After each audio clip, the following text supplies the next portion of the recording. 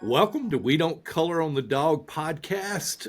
We have VEO has been scooters. Mayor DC Reeves has said that the contract will not be renewed and will end November 1st. We've got VEO has come back and they have gone online and reached out to their riders here in Pensacola, and they would like to try to work out some sort of agreement with the city.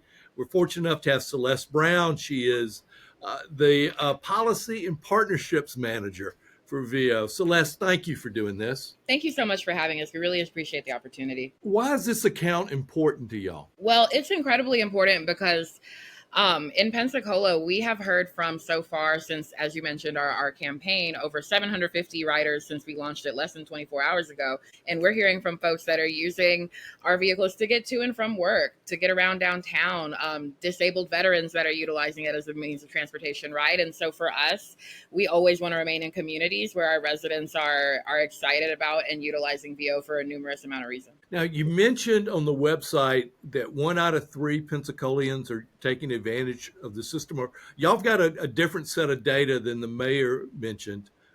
Tell us about what y'all's information is showing you. Absolutely. So on our side, first of all, this year to date, we are at about 66.8 thousand rides, and nearly 30% of those have been by Pensacola residents, right? We're able to look at billing zip codes to do that there, and we appreciate that Mayor Reeves is so data driven, and so we like to collect a lot of data as well around the riding. And with the survey that was conducted by him, the only thing missing is the voice of VEO riders. Like nearly 90% of the respondents to that survey don't utilize VEO. And so that's why we thought it was important to activate those who do, to share that it's more than just something that tourists are utilizing, and that it's an integral part of the the transportation landscape. That's interesting because I was at the press conference yesterday, and the mayor felt like it hit their survey.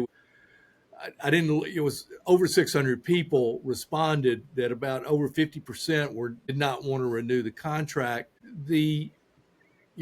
Talk a little bit about where y'all want to go from here. I know you've started to activate your riders, but what's your strategy here? I think the survey, even though most of it was non-riders, does tell us that there's a lot of community conversations to be had, right? And so for us, we want to understand sort of where VEO is falling short of folks' expectations, or understand sort of the challenges that exist, while also elevating and amplifying the ways VEO has been a benefit to the community. But essentially, like, what we're asking for at this point is just an opportunity to extend the contract through the end of year so we can have these community conversations, right? Have listening sessions, understand where folks are coming from, and also give room for, again, those folks that do utilize VEO for their voices to be heard as well. So, and gathering more data from our riders, right, to understand rider behavior, what it's used for, to really paint a more broad picture, right? Because again, I think the only thing is that with over 600 respondents and nearly 90% of them not utilizing VEO, I think the 750 folks that we had reach out within the past 24 hours at least should give us pause and give us all room to listen to residents to understand the best path forward. But for us, we just want to have more community conversations because we see ourselves as part of, again, the transportation ecosystem and landscape here, and want to continue to give access, right, to folks, whether they're low income or don't have access to a vehicle, or just want an easy way to get downtown. So for our listeners who may not be familiar with your company, give us a little more background on communities you're in, and just tell us a little bit more about VEO. Absolutely. So VEO operates in over 50 cities and universities across the United States. And one thing that makes VEO unique in comparison to any other sort of micromobility provider is the diversity in vehicle type and in fleet type. So being the first to have a seated scooter of the nature that we do did result in more folks utilizing the service. And so we have worked to create more accessible vehicle design, even for folks that are aging in place or folks with disabilities. And so we pride ourselves on our vehicle diversity and the technology that we have created to address things like sidewalk riding as issues or tipped over vehicles.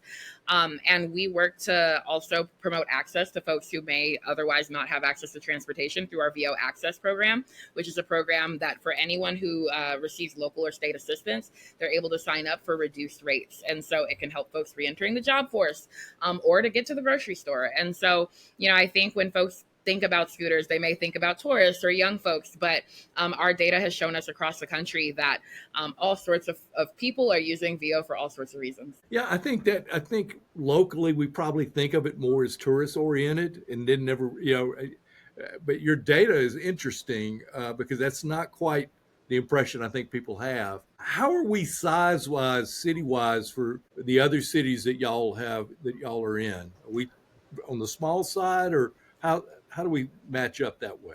We're on the smaller side when it comes to the amount of vehicles that we have. And I think that's largely because we are aware when we came in that there's a lot of ridership for folks that either live downtown and benefit from this mobility option or are visiting downtown to avoid parking and to visit local businesses. And so we've built quite a few partnerships with local businesses in the area there. But yeah, I would say Pensacola is a smaller market, but is a market where we've seen, again, tremendous ridership we're coming up on 67,000 rides so far this year. And we're not even to September yet. How does that compare with last year? I mean, yeah, 65. So we had a great increase. Just give me a second and I'll pull it up for you. Okay.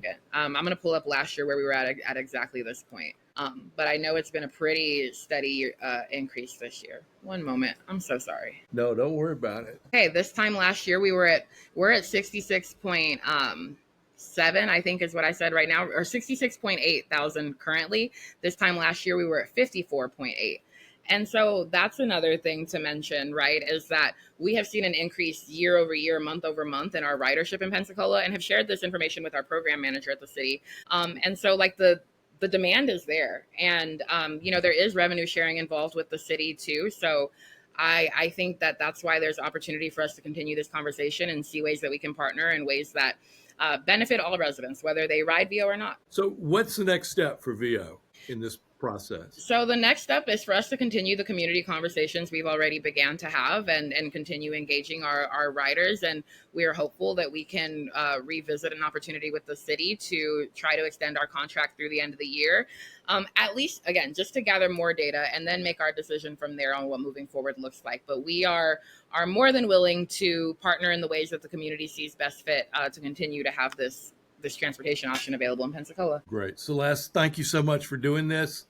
We've got our contact information. If we need to talk again, we'll do it. Sounds great. Thank you so much, Rick. I really appreciate the time. Thank you.